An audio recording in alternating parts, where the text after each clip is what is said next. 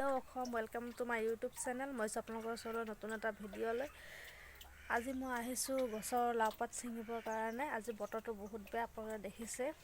আজি ঠাণ্ডা পৰিছে, ভাবিছোঁ আজি কিবা কিবি চাটনি বনাওঁ আৰু দুপৰীয়া ভাত খাবলৈ কাৰণে। এয়াই লাও গছ এজোপা ইয়াত হৈছে, মায়ে ৰুইছে। এই লাও গছজোপা এতিয়া লাওপাত ছিঙি আজি চাটনি বনাম।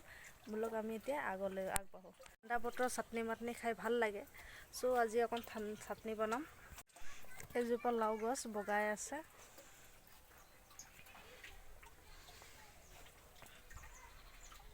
ইয়াৰ পৰা আজি পাত দুটামান ছিঙি চাটনি বনাম।